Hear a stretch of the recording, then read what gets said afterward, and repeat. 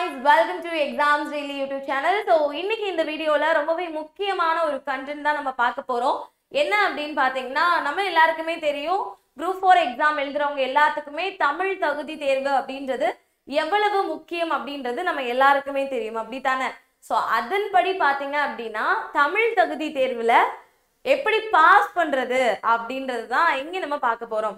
முக்கியமா இந்த கண்டென்ட் யாருக்கெல்லாம் யூஸ்ஃபுல்லா இருக்கும் அப்படின்னு நினைச்சீங்கன்னா ஃபர்ஸ்ட் டைம் நான் எக்ஸாம் எழுதுறேன், எதுவுமே சரியா படிக்கல, எப்படி இருக்குன்னு தெரிஞ்சுக்கிறதுக்காக எக்ஸாம் எழுதுறேன் அப்படின்னு நீங்க நினைக்கிறீங்கன்னா நல்லா தெரிஞ்சுக்கோங்க. தமிழ் தகுதி தேர்வுல நீங்க 40% ஆஃப் மார்க்ஸ் எடுத்தா மட்டும்தான் நீங்க உங்களோட ஜெனரல் ஸ்டடீஸ் பேப்பர் எவாலுவேட் பண்ணதையே பார்க்க முடியும். இல்ல நீங்க தமிழ் தகுதி தேர்வுல 40%க்கு கம்மியா இருந்தீங்க அப்படின்னா உங்களோட ஓவரால் ரிசல்ட்டே ஷோ ஆகாது. சரியா?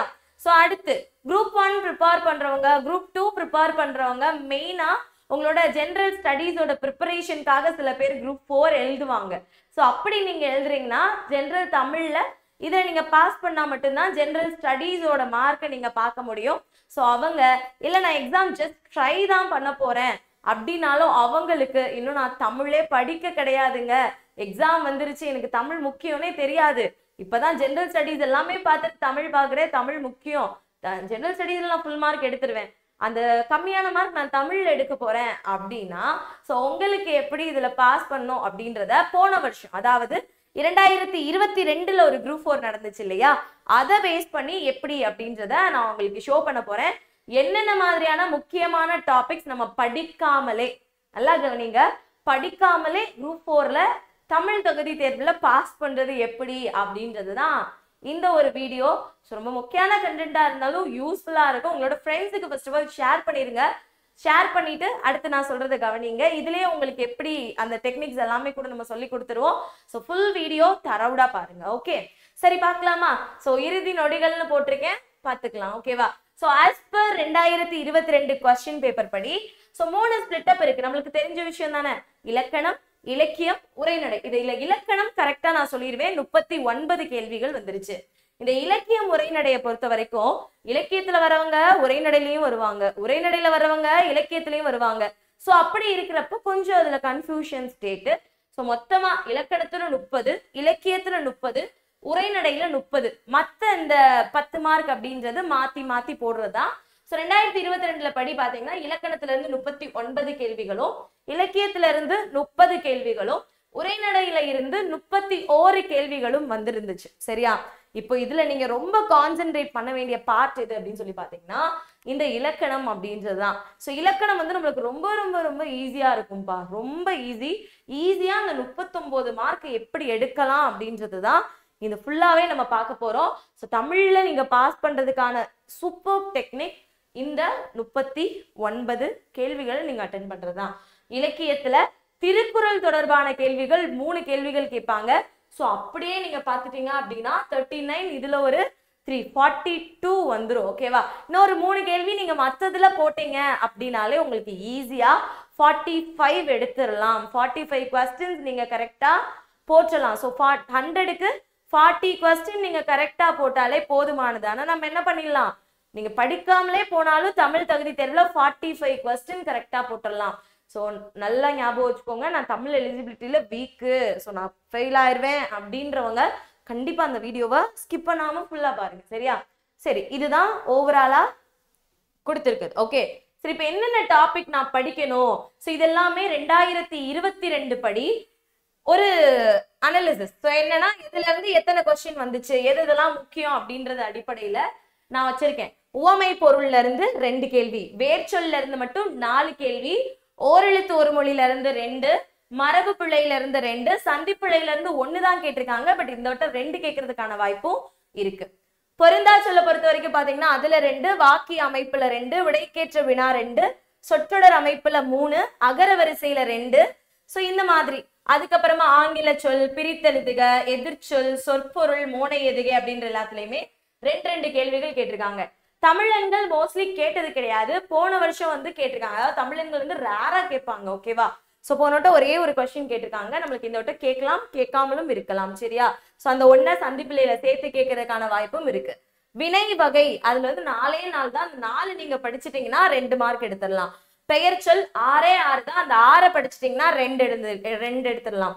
பாவகை அதோட ஓசை 4 தான். 4 படிச்சீங்கன்னா 1 கண்டிப்பா வர்றதுக்கான வாய்ப்பு இருக்கு. ஏன்னா எல்லா கொஸ்டின் பேப்பரையும் எடுத்து பாத்தீங்கன்னா இந்த 4ல 1 கண்டிப்பா வரும். திருக்குறள் கேள்விகள் வந்து ரொம்ப ரொம்ப பேசிக் தான். திருக்குறளை பத்தி மட்டும் நீங்க இலக்கியத்துல எக்ஸ்ட்ரா தெரிஞ்சுக்கிட்டீங்கன்னா நீங்க 3 மார்க் சாலிடா எடுத்துடலாம். அண்ட் யூனிட் 8லயும் நீங்க திருக்குறள் கேள்விகளை ஈஸியா அட்டென்ட் பண்ணிடலாம். கரெக்டா? அப்போ இந்த 20 டாபிக் மொத்தமா 21 டாபிக் நம்ம கொடுத்துருப்பாங்க சிலபஸ்ல. இந்த 20 டாபிக்மே ரொம்ப ரொம்ப ஈஸியான டாபிக். அதை எப்படி ட்ராக் பண்ணலாம் அப்படின்றதான் இது நம்ம சொல்ல போறோம். சரியா? பாருங்க, இது எல்லாத்தையுமே நான் கொஸ்டின் பேப்பர் வைஸா தான் நான் வச்சு சொல்ல போறேன். ஆர்டர் படி. ஃபர்ஸ்ட் உவமை பொருள். உவமை பொருள் அப்படின்னா என்னன்னு தெரிஞ்சுக்கணும்ல. இப்போ வந்து உங்களுக்கு எதுவுமே தெரியாது தமிழ் எலிஜிபிலிட்டி பத்தி. நான் அதனால உங்களுக்கு இப்ப எக்ஸ்பிளைன் பண்றேன். ஓகேவா? ஃபர்ஸ்ட் உவமை அதற்கேற்ற பொருள்லாம் என்னன்னு தெரியுங்களா? அதாவது இங்க என்ன பண்ணிருவாங்கன்னாப்பா, இங்க ஒரு குவாட் கொடுத்துருவாங்க. இத குவாட்டை படிச்சுட்டு இந்த 4ல என்ன பொருத்தமா இருக்கு அப்படின்றத எழுதணும். ஈஸியா எழுதிடலாம். இப்ப ஃபர்ஸ்ட் ஒன்னு என்ன கொடுத்துருக்காங்கன்னு பாருங்க. உள்ளங்கை நெல்லிக்கனி போல. நம்மளோட உள்ளங்கை இருக்கு. உள்ளங்கையில நெல்லிக்கனி இருக்கு அப்படின்னா அது என்ன என்னால பண்ண முடியும்? கிளியரா என்னால பார்க்க முடியும். அது மறைஞ்சிருக்காது, தெளிவாக எனக்கு தெரியும். சரியா? அப்ப வெளிப்படை தன்மையா இருக்கும். சோ மறைச்சு வைக்கிறதா? சோ இது படிச்சு பாத்தீங்கன்னாலே உங்களுக்கு தெரியும். இது எதுவுமே பொருந்தாது. வெளிப்படையற்ற தன்மையும் பொருந்தாது, மறைத்து வைத்தலும் பொருந்தாது, தன்னலமின்மையும் பொருந்தாது. சரியா? அடுத்து பாருங்களேன், சிலை மேல் எழுத்து போல. சிலைன்றது ஒரு கல் வச்சுக்கோங்க. ஒரு கல் நீங்க எழுதுறீங்க அப்படின்னா என்ன ஆகும்? ஈஸியா அழிஞ்சிருமா? இல்ல. தெளிவா தெரியுமா? தெரியும் தான். அவ்வளவு தெளிவா தெரியாமையும் இருக்காது, ரொம்ப தெளிவாகவும் தெரியாது. ஓகேவா? என்ன பண்ணோம்? நிலைச்சு இருக்கும். ஃபார் எக்ஸாம்பிள் கல்வெட்டு ஞாபகம் வச்சுக்கோங்க. கல்வெட்டு எப்பயோ யார் காலத்திலயோ எழுதின கல்வெட்டுகள் எல்லாம் இன்னும் நம்ம பாக்குறோம்ல. இது எல்லாமே படிக்க தேவை கிடையாது. இது உங்களுக்கு புரிஞ்சா போதும். ஃபார் எக்ஸாம்பிள் சொல்றேன், பசுமர தாணி போல அப்படின்னா பசுமரம் இருக்கு. ஒரு பச்சை மரத்துல நம்ம ஆணி அடிச்சோம்னா என்ன பண்ணும்? வேகமா இறங்கும். சரியா? சோ அப்படின்னா நன்றாக பதிதல் இல்ல விரைவாக பதிதல். சோ அந்த மாதிரி நீங்க எதனால எடுத்துக்கலாம். இதே இது மதில் மேல் பூனை போல. ஒரு மதில் இருக்குப்பா, பூனை இருக்கு. அந்த பூனை என்ன பண்ணாது? எங்கிட்டு குதிக்க போகுதா இங்கிட்டு குதிக்க போகுதான்னு நம்மளுக்கு தெரியல. சோ அப்ப நான் என்ன பண்றேன்? ஒரு மைண்ட் செட்ல இருக்கேன். இது முடிவெடுக்கிறதா அந்த முடிவெடுக்கிறதான்னு எனக்கு தெரியல அப்படின்னா அந்த நிலைமையை தான் மதில் மேல் பூனை போல, முடிவெடுக்க தெரியாத நிலை அப்படின்னு சொல்லுவாங்க. சோ இந்த வார்த்தையை நீங்க படிச்சு பார்த்துட்டு இந்த 4 ஆப்ஷன் ரீட் பண்ணாலே ஈஸியா எழுதிடலாம். அப்போ இதுல இருந்து 2 மார்க் ஷியோரா நம்ம வாங்கிடலாமா? வீடியோ பார்க்குற எல்லாருமே 2 மார்க் வாங்கிடலாமா? இது ஈஸி தாமா. ஆல்ரெடி நிறைய எக்ஸாம் எழுதுனவங்களுக்கு இது ரொம்ப ஈஸி. இல்லைங்க இன்னும் எனக்கு தெரியாதுங்க சொல்லுங்கன்றவங்களுக்கு தான் இது நான் சொல்றதெல்லாம் புதுசா இருக்கும். ஓகேவா? அடுத்ததா வேர்ச்சொல்ல இருந்து போன வருஷம் மட்டும் 4 கேள்வி கேட்டிருக்காங்க. சரியா?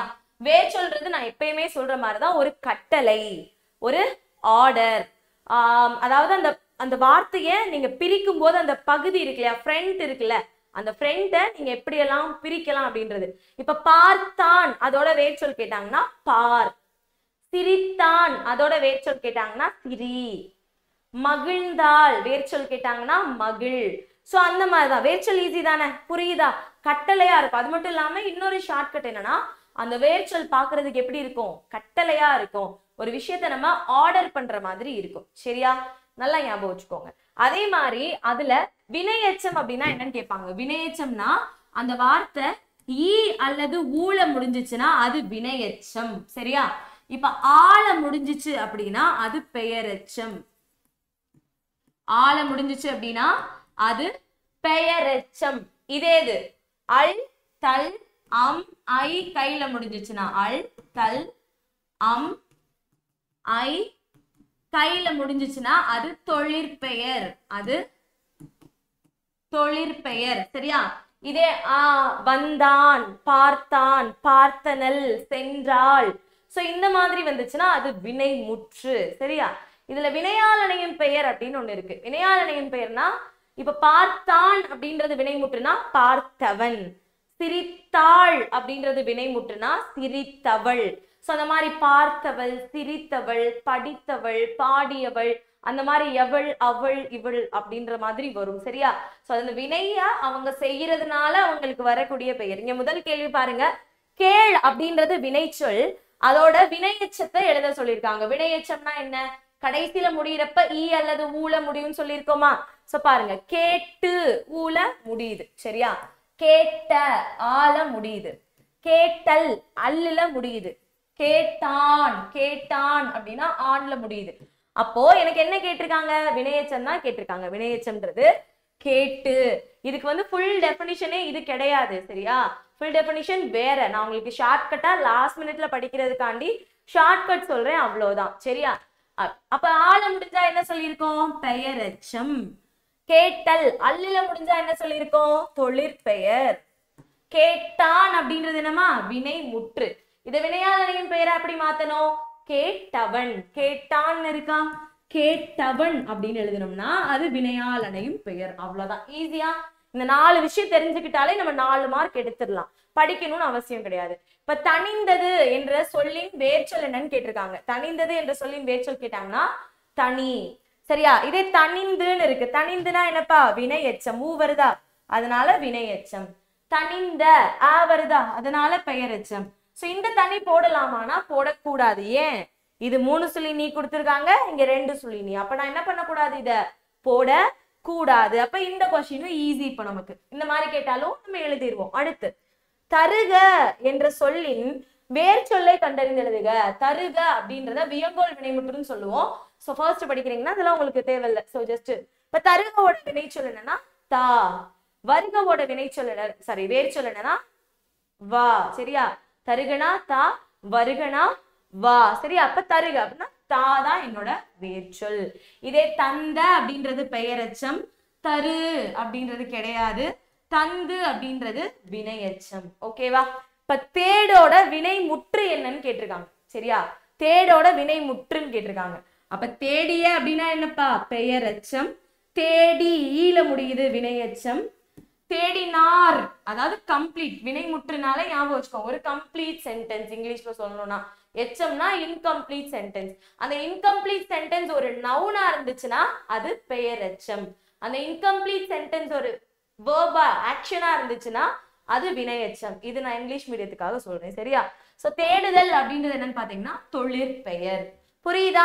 அப்போ இந்த கான்செப்ட் வினையெச்சத்தோட இந்த ஷார்ட்கட்டு, ஈவூல முடிஞ்சா வினையெச்சம், ஆள முடிஞ்சா பெயரெச்சம், அழுத்தல் அம்மை கையில முடிஞ்சுச்சுன்னா அது தொழிற்பெயர்.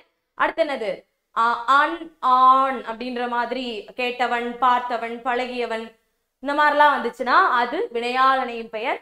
கேட்டான், பார்த்தான், பழகினான், பழகினாள், அந்த மாதிரி வந்துச்சுன்னா வினைமுற்று. அப்ப 4 மார்க் சாலிடா எடுத்துடலாமா இந்த டாபிக்ல? சோ 4 மார்க் ஈஸியா நான் எடுத்துருவேன். ஓகே, அப்ப 6 மார்க் இப்ப நம்ம எக்ஸாம்ல எடுத்துட்டோம். 6 மார்க் சரி 6 மார்க்னா 6 கொஸ்டின் நம்ம கரெக்டா எழுதிட்டோம். நம்மளுக்கு 40 கொஸ்டின் கரெக்டா எழுதணும். இப்ப எத்தனை கொஸ்டின் எழுதியிருக்கோம், 6 கொஸ்டின். அடுத்து ஓரெழுத்து ஒரு மொழிமா. ஓரெழுத்து ஒரு மொழி பொறுத்த வரைக்கும் சின்னது நீங்க படிக்கணும். என்னன்னா 42 ஓரெழுத்து ஒரு மொழி இருக்கு. ஓகேவா? எத்தனைன்னு பாத்தீங்கன்னா 42 ஓரெழுத்து ஒரு மொழி இருக்கு. சோ ஜஸ்ட் இன்னைக்கு டைம் ஸ்பெண்ட் பண்ணி நெட்ல சர்ச் பண்ணுங்க, இல்ல ஓரெழுத்து ஒரு மொழியின் எக்ஸாம்ஸ் டெய்லி யூடியூப்ல போட்டாலே நம்ம வீடியோ போட்டிருக்கோம், சரியா? அந்த 42 ஓரெழுத்து ஒரு மொழி படிச்சுட்டீங்கன்னா 2 நீங்க அட்டென்ட் பண்ணிடலாம். சரி, அந்த ஓரெழுத்து ஒரு மொழி அப்படின்றது ஒரு எழுத்து பொருள் தரும், சரியா? ஒரு எழுத்து ஒரு பொருள் தரும், அதுதான் ஓரெழுத்து ஒரு மொழி. 42 இருக்கு. 42 இருக்குன்னு சொன்னது யாருன்னா பவணந்தி முனிவர், சரியா? பவணந்தி முனிவர் நன்னூல்ல சொல்லி இருப்பாரு, சரியா? நன்னூல்ல சொல்லியிருப்பாரு. இந்த 42ல 40ன்றது நெடில் எழுத்து, 2 குறில் எழுத்து. அந்த 2 குறில் எழுத்து என்ன அப்படின்னு பாத்தீங்கன்னா நோவும் தூவும், சரியா? பேசிக் இதுதான். இவரை நன்னூலார் அப்படின்னு சொல்லுவாங்க, இதான் பேசிக். அந்த 42 படிச்சிட்டீங்கன்னா ஈஸியா 2 கொஸ்டின் அட்டென்ட் பண்ணிடலாம். ஓகேவா? சோ இந்த 2 கொஸ்டின் எப்படி வரும் இந்த டாபிக்ல இருந்து அப்படின்னு கேட்டீங்கன்னா, சோ ஓரெழுத்து ஒரு மொழிக்குரிய பொருளை கண்டுபிடிக்க. சோனா மதில் 42 படிச்சீங்கன்னா எழுதிடலாம். மா என்னும் ஓரெழுத்து ஒரு மொழிக்குரிய பொருள். மானா பெரிய. சோ இந்த மா இந்த மாதிரிலாம் வார்த்தை பாக்குறப்ப இந்த மாக்கு 13 வகையான அதாவது கூடவே இருக்கும். சோ இந்த மாக்கு நிறைய பொருள் இருக்கு. அந்த நிறைய பொருள்ல இருந்து எதை வேணாலும் கேட்கலாம். ஓகேவா? சோ அப்போ இந்த 42 படிச்சோம்னா எத்தனை எழுதிடலாம், நம்ம 2 கொஸ்டின் அட்டென்ட் பண்ணிடலாம். அப்ப 6 இது 1 2 8 கொஸ்டின் நம்ம கரெக்டா ஆன்சர் பண்ணிடுவோம். எப்படி? படிக்காமலே. ஓகேவா? மரபு பிழை இது ஈஸிமா. சின்ன வயசுல இருந்து இப்ப நான் சொல்ற டாபிக் எல்லாமே சின்ன வயசுல இருந்து உங்களுக்கு தமிழ் எழுத படிக்க தெரியும்னா ரொம்ப ஈஸியா நீங்க மார்க் எடுத்துடலாம். இப்ப மரபு பிழை, காக்கா கரையும், குயில் கூவும், மயில் அகவும், யானை புளிரும். சோ சிங்கத்தோட குட்டிய சிங்க குருளை, புலியோட குட்டிய புலிப்பரல், யானையோட குட்டிய யானை கன்று. சோ அப்படின்லாம் சொல்றோம்ல. அதேதான், அதை வச்சு இங்க கொடுத்திருப்பாங்க. அவ்வளவுதான். நீங்க படிச்சு பார்த்தாலே ஈஸியா ஆன்சர் பண்ணிடலாம். கூகை கூவுமா? தப்பு. கூகை குளரும். குணுகும்னா புறாதான் குணுகும். சரியா? ஆந்தை தான் அலரும். ஓகே, ஆந்தை அலரும். சோ அப்ப என்னப்பா எனக்கு இது கூகை குளரும் அப்படின்றதா சரி. இன்னொன்னு குரூப் 2ல என்ன கேட்டிருந்தாங்கன்னா எருது கேட்டிருந்தாங்க. எருது என்ன பண்ணும்பா? எருது எக்காலமிடும். எருது என்ன பண்ணும்? எக்காலமிடும். இந்த மாதிரி ஒளிமரபுகள் எதை வேணாலும் கேட்கலாம். ஒளிமரபு, கூட்டப்பெயர், இந்த மாதிரி எது வேணா மரபு பிள்ளையில நம்மளுக்கு கேட்கலாம். சரியா? இப்ப சோறு அப்படின்னா அந்த மரபு பிள்ளைனா என்ன அப்படின்றது உங்களுக்கு தெரியணும். அதுக்காக தான். ஓகேவா? இப்ப சோறு என்ன சொல்லணும்? சோறு உண்டான், பால் பருகினான், பழம் தின்றான், நீர் குடித்தான். அதுக்குன்னு ஒரு மரபு இருக்கு. சோ இந்த மாதிரி மரபுல இருந்து உங்களுக்கு 2 கொஸ்டின் கண்டிப்பா கேட்பாங்க. இப்ப 10 கொஸ்டின் ஆயிடுச்சா நம்ம count? 10 question. Okay, 10 கொஸ்டின்னா 15 mark. Okay, அடுத்து சந்திப்பிழையில இருந்து ஒரே ஒரு கொஸ்டின் கேட்டிருந்தாங்க. சந்திப்பிழை அப்படின்னா என்னன்னா, சில இடத்துல நம்ம இந்த இக்கு போடுவோம், 2 வார்த்தை சேரும் போது இக்கு போடுவோம், இச்சு போடுவோம், இப்பு போடுவோம், இத்து போடுவோம் இல்லையா? அது சில இடங்கள்ல இங்க போடாம இருப்பாங்க. அது எது கரெக்டா போட்டிருக்காங்க அப்படின்றத பார்த்து நம்ம சூஸ் பண்ணணும். அதான் சந்திப்பிழையற்ற தொடரை கண்டறிகன்றது. சோ வேலை வாய்ப்புகளில், சோ இதுல கரெக்டா கொடுத்திருக்கிறது பாத்தீங்கன்னா, வேலை வாய்ப்புகளில் கணிசமான மாற்றங்களை இச். சோ இந்த இடத்துல இச்சு வரணும், வரல. இப்ப வேலை வாய்ப்புகளில் கணிசமான மாற்றங்களை செயற்கை நுண்ணறிவு கொண்டு வர இப்பு வரணும், இங்க போடல. சோ இங்க இப்பு போட்டிருக்காங்களா? போட்டிருக்காங்க. அப்ப இதான் என்னோட சரியான விடை. இது ஈஸி. இது வந்து புள்ளி வைக்க, இது இச்சு போடுறது போடாது, ஈஸியா நம்ம கண்டுபிடிச்சிடலாம். சரியா? அடுத்து பொருந்தா சொல். இது ரொம்ப ரொம்ப ஈஸிப்பா. உங்களுக்கு வந்து சிலது வந்து இந்த மாதிரி கேட்பாங்க. அந்த டேர்ம் தெரிஞ்சிருந்தா அதுல இருந்து எழுதுற மாதிரி கேட்பாங்க. பொருந்தா சொல்ல இருந்து 2 கொடுத்துருக்காங்கன்னா கண்டிப்பா அதுல 1 நம்ம என்ன பண்ணிடலாம்? படிக்காமலே ஆன்சர் பண்ணிடலாம். இப்ப இங்க வந்து இதுல குற்றியல் உகரம் அடிப்படையில் பொருந்தா சொல்லுன்னு கேட்டிருக்காங்க. அப்ப குற்றியல் உகரம்னா உங்களுக்கு தெரியணும். சோ அதுல படி பொருந்தாது பாத்தீங்கன்னா பசுதான். குற்றியல் உகரம் பத்தி நீங்க தெரிஞ்சுக்கணும்னு விரும்புனீங்கன்னா குற்றியல் உகரம் இன் எக்ஸாம்ஸ் டெய்லி அப்படின்ற வீடியோ பாருங்க. சரியா? சோ அதுலயே நான் உங்களுக்கு பண்ணிருக்கேன். சோ மோனை, எதுகை, இயைபு, இசைவு. சோ பார்த்தோன்னே தெரியுது பொருந்தாதது என்னதுப்பா? இசைவு தான் பொருந்தாது. இது எல்லாமே நம்மளுக்கு அந்த மோனை வகையில அந்த தொடை நயத்துல வந்துரும். சரி, இதை பார்த்தோன்னே உங்களுக்கு தெரியும். சோ ஈஸி தான். ஓகேவா? நோட் பண்ணிக்கோங்க. வாக்கிய அமைப்பு. இந்த வாக்கிய அமைப்பை பொறுத்த வரைக்கும் பாருங்க, நான் சில விஷயங்கள் சொல்றேன்.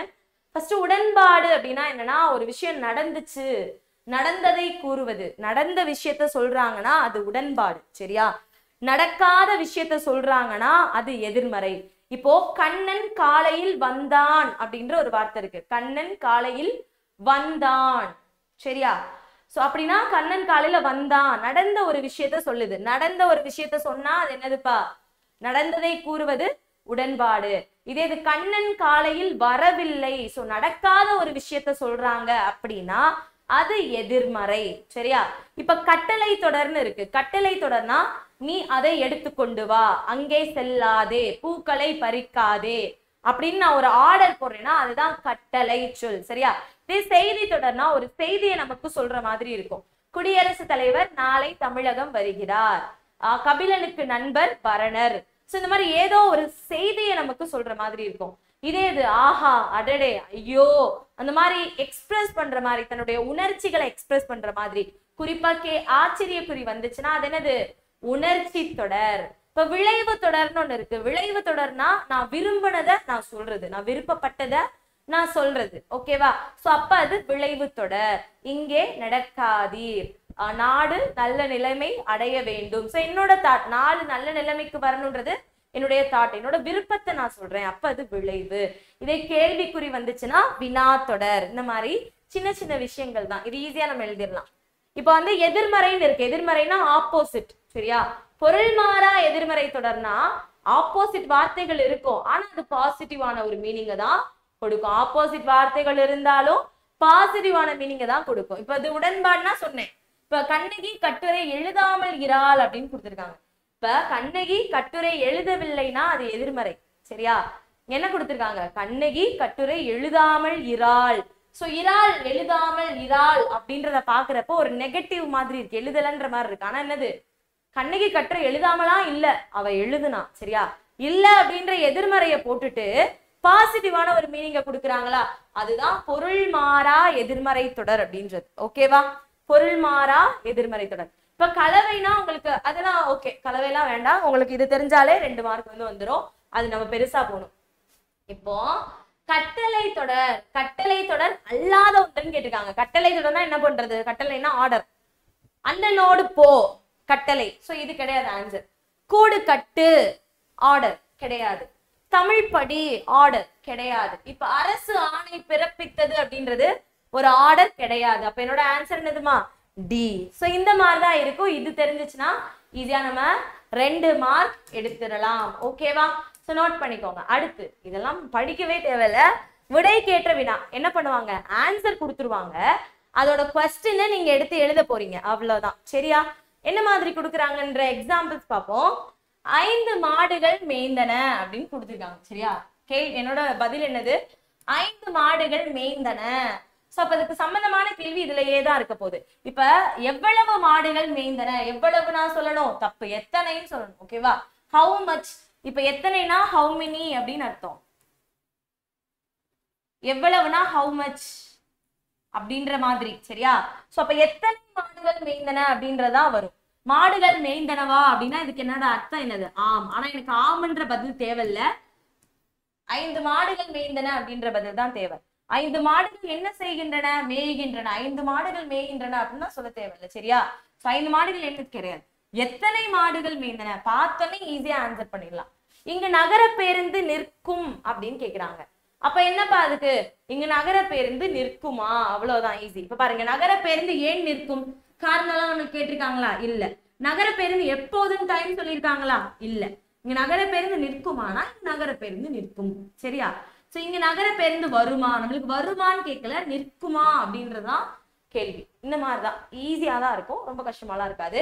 சோ இதுல இருந்து சாலிடா நம்ம 2 மார்க் எடுத்துடலாம். அடுத்து இதுல இருந்து நம்ம 3 மார்க் எடுத்துடலாம். அதாவது இதுக்கு உங்களுக்கு தமிழ் ரீட் பண்ண தெரிஞ்சாலே போதும், ஈஸியா அந்த 3 மார்க் என்ன பண்ணிடலாம், ஈஸியா எடுத்துடலாம். இங்க பாருங்களேன். சோ சொற்றொடர் அமைப்பு அப்படின்றது என்னன்னாப்பா, வார்த்தைகளை மாத்தி மாத்தி கொடுத்துருப்பாங்க. இது வந்து ஒரு பாடலோட வரியா வரலாம், இல்ல ஃபேமஸ் தமிழ் குவாட்டா வரலாம், இல்ல உங்க புக்ல ஹைலைட் பண்ணிருக்கக்கூடிய வாக்கியமா வரலாம், இல்ல புலவர்கள் சொன்ன பொன்மொழிகளா இருக்கலாம். இந்த மாதிரி எது வேணாலும் வரலாம். அது என்ன பண்ணிருப்பாங்க, சஃபில் பண்ணி கொடுத்துருப்பாங்க, நம்ம அதை கரெக்டா எழுதிடணும், அவ்வளவுதான். சரியா? நோட் பண்ணிக்கோங்க. ஃபர்ஸ்ட் பாருங்களேன், ஃபர்ஸ்ட் क्वेश्चन, உலகம் தமிழ் மொழி வாழட்டும் உள்ள வரையிலும். இதை நீங்க ரீட் பண்ணீங்கன்னா தமிழ் மொழி உலகம் உள்ள வரையில் வாழட்டும் அப்படின்றதா உங்களுக்கு சரியா ரீட் பண்றப்பே அது ப்ராப்பரா வரும். சரியா? ரீட் பண்ணாலே போதும். இங்க பாருங்க, தமிழ் படி சங்கத்தமிழ் நூலை என்று கூறுகிறார் கவிஞர். சோ இதுக்கு தப்பா இருக்கு. என்று கவிஞர் கூறினார், படிச்சோன்னே இது தப்பா இருக்குன்னு தெரியுது. நூலைப்படி கவிஞர் சங்கத்தமிழ் என்று கூறிய, இதுவும் தப்பா இருக்கு. தம்பி, சங்கத்தமிழ் நூலைப்படி என்று கவிஞர் கூறினார். சோ இது கரெக்டா இருக்கு. அது படிக்கிறப்ப உங்களுக்கு என்ன ஒரு மீனிங் கிடைக்குது அப்படின்றது. இங்க பாருங்க, இது பழமொழியாவும் வரலாம், பழமொழியவும் இப்படி மாத்தி மாத்தி, இதுவுமே சொற்றொடர் கீழே தான் உங்களுக்கு வரும்.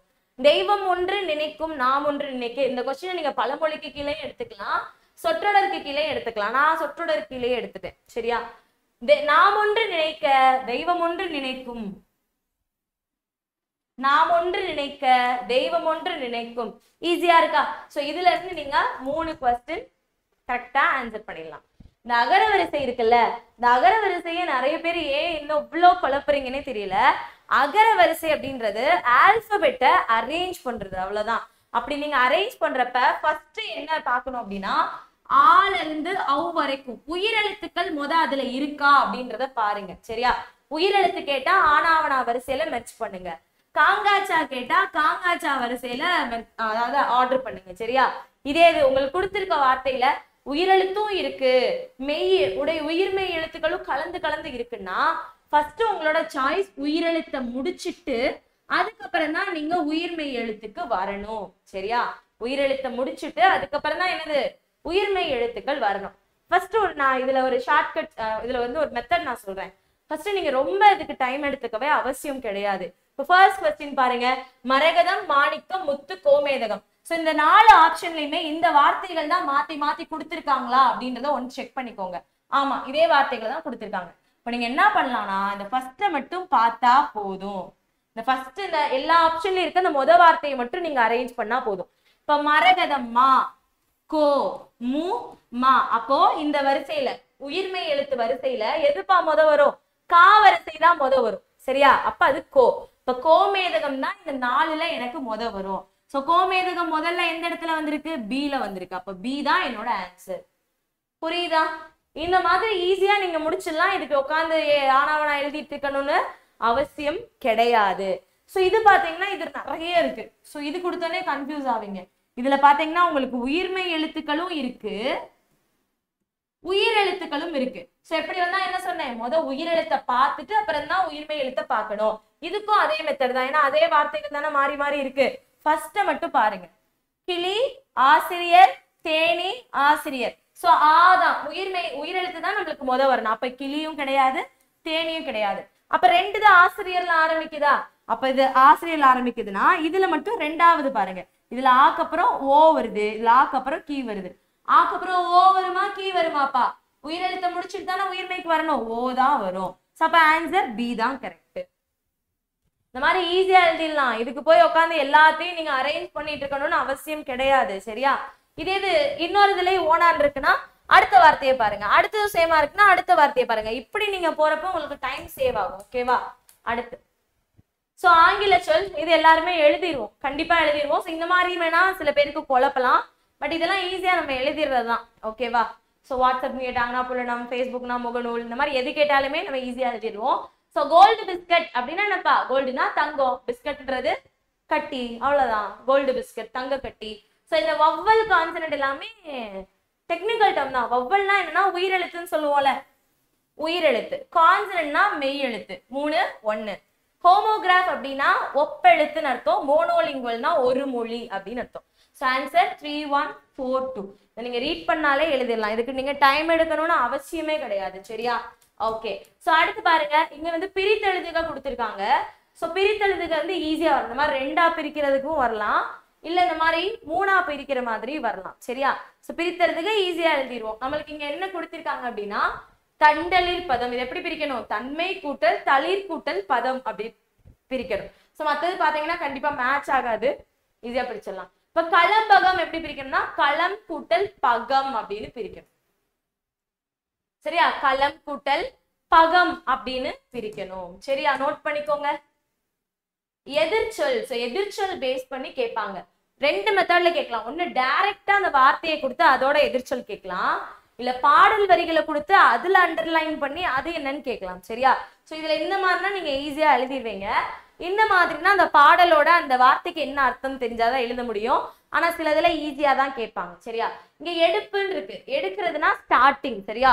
அப்ப அதோட ஆப்போசிட் என்னது? முடிக்கிறது. அவ்வளவுதான், ஈஸி. இப்ப நனந்தலை உலகம்னு கொடுத்துருக்காங்களா? சோ என்னென்ன மாதிரிலாம் கொஸ்டின் வரும்ன்ற ஒரு ஃபார்மேட் நான் உங்களுக்கு காட்டுறேன். நனந்தலை உலகம்னா என்ன அர்த்தம்ப்பா?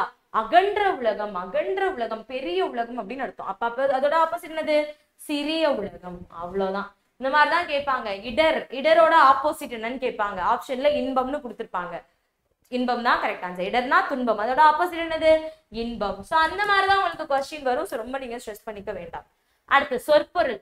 ஈஸியான சொற்பொருள் கேட்பாங்க. சொற்பொருள்ன்றது ஃபர்ஸ்ட் டாபிக். 6th ல இருந்து 10th வரைக்கும் இருக்கக்கூடிய எல்லா சொற்பொருளையும் படிச்சுட்டீங்கன்னா ஈஸியா அந்த மார்க் எடுத்துடலாம். சரியா? அது மட்டும் இல்லாம ஈஸியா பார்த்தோன்னே கூட நீங்க எழுதிடலாம். பறவை. சோ பறவை நமக்கு தெரியும். பறவைன்றது என்னப்பா? கடலை குறிக்குது.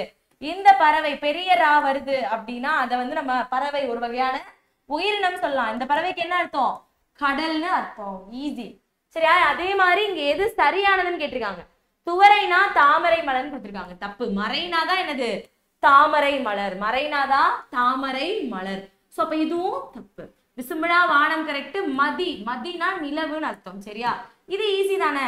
இப்ப பாருங்களேன், இதுல ஒண்ணு நான் சொல்றேன். இப்ப மறைன்றது பவளம்ன்றது தப்புன்னு நமக்கு கன்ஃபார்மா தெரியும். சரியா?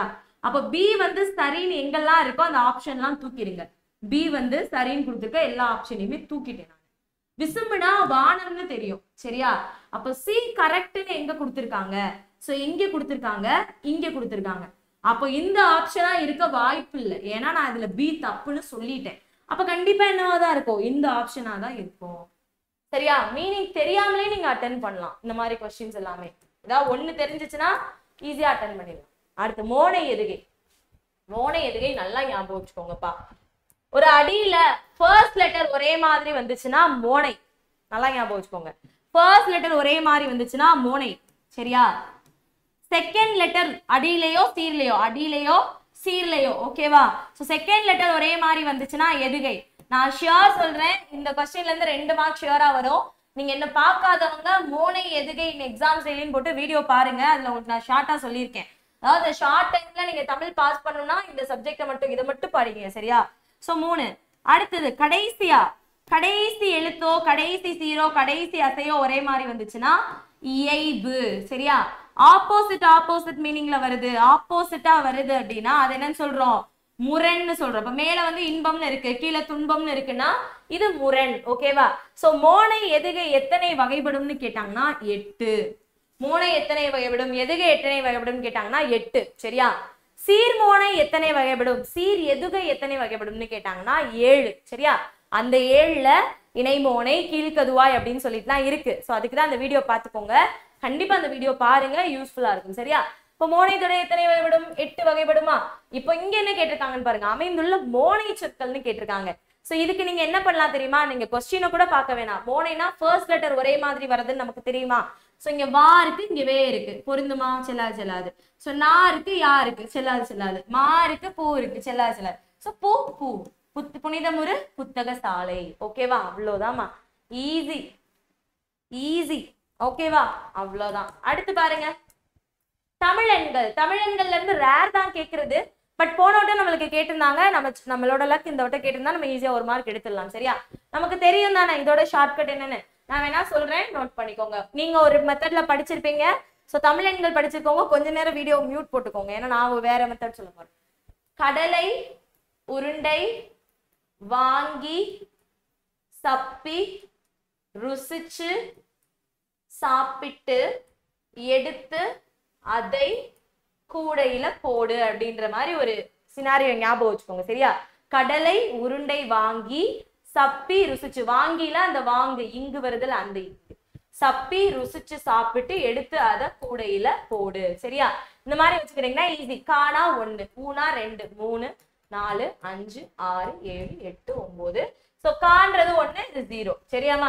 சோ இப்ப இதே மாதிரி எங்க பொருந்துன்னு பார்க்கணும். 8னா என்னது? 8னா ஆனா. ஃபர்ஸ்ட் நான் எங்க இருக்கு? இங்க இருக்கு, அப்ப 4, ஓகேவா? 5னா ரூ எங்க இருக்கு? இங்க இருக்கு, 3. ஃபர்ஸ்ட் 3னா ngா. அடுத்து பாருங்க 2னா என்னதுப்பா? ஊ. ngா 2. சோ அப்ப இது கண்டிப்பா 1. ஆன்சர் 4 3 2 1. புரியுதா? சோ இந்த மாதிரி தமிழ் எண்களை ஆட் பண்ற மாதிரி கொடுக்கலாம். இப்போ வந்து ngா சு பிளஸ் ஆ சா, சோ மதிப்பு காண்க இப்படின்னு கொடுக்கலாம், சரியா? இதை சால்வ் பண்ணி மட்டும் எனக்கு ஆன்சர் போட்டுருங்க பார்க்கலாம் கமெண்ட்ல.